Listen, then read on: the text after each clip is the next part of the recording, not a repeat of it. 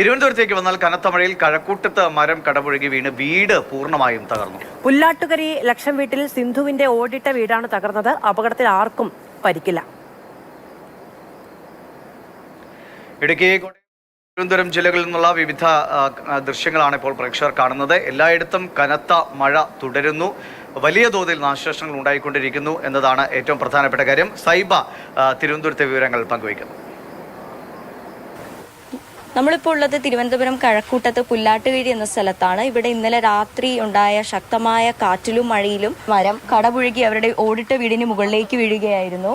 സംഭവം രാത്രി 9:45 സംഭവ സമയത്ത് സിന്ധുവും ഭർത്താവും 2 കുട്ടികളും സഹോദരിയും അവരുടെ മക്കളും വീട്ടിനുള്ളിൽ തന്നെയായിരുന്നു ഉണ്ടായിരുന്നത്. നമ്മൾ ഈ ദൃശ്യങ്ങളിൽ കാണുന്ന പോലെ വീടിന്റെ അടുക്കള പൂർണ്ണമായി തകർന്ന നിലയിലാണുള്ളത്. കുടുംബം ഇന്നലെയൊക്കെ തന്നെ രാത്രിയോടുകൂടി അടുത്തുള്ള മറ്റൊരു വീട്ടിലേക്ക് മാറുകയാണ് ചെയ്തത്. അത് ഇന്നലെ കറണ്ടില്ലായിരുന്നു.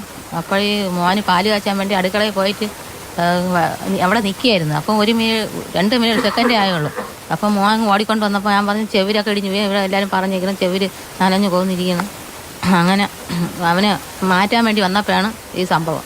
ഞങ്ങളെല്ലാം നമ്മൾ 7 പേര് ഈ വീട്ടിനകത്തുണ്ട്. അനിയത്തി ഇതിനകത്ത് ഓപ്പറേഷൻ ചെയ്ത് കിടക്കുകയായിരുന്നു. അപ്പോഴാണ് പെട്ടെന്ന് സൗണ്ട് കയറി കഥവും കയറി അങ്ങ് സെറ്റായിപ്പോയി. തുറങ്ങാനും ഇറങ്ങാനും പറ്റാത്ത അവസ്ഥയൊക്കെ ആയിപ്പോയി.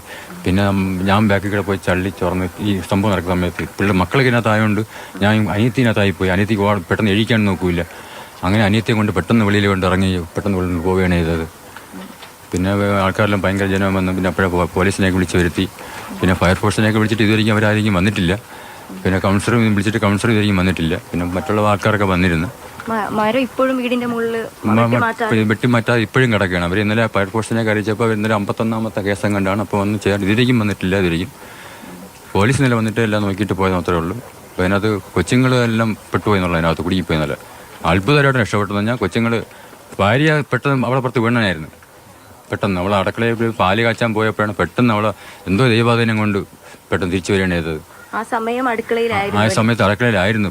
ചായ ഇടാനായിട്ട് പാല് കാച്ചാനായിട്ട് പോയാണ് കൊച്ചിന്. അങ്ങനെയൊക്കെ സംഭവം. ഈ കഥവും കയറി പെട്ടെന്ന് അങ്ങ് സെറ്റായിപ്പോയി. മരത്തിന് ഇത് വീണിട്ട് അങ്ങനെയെല്ലാം ചവിട്ടി പൊളിച്ച കാത്തോട്ട് കയറുകയാണ് ചെയ്തത് എല്ലാവരും കൂടെ.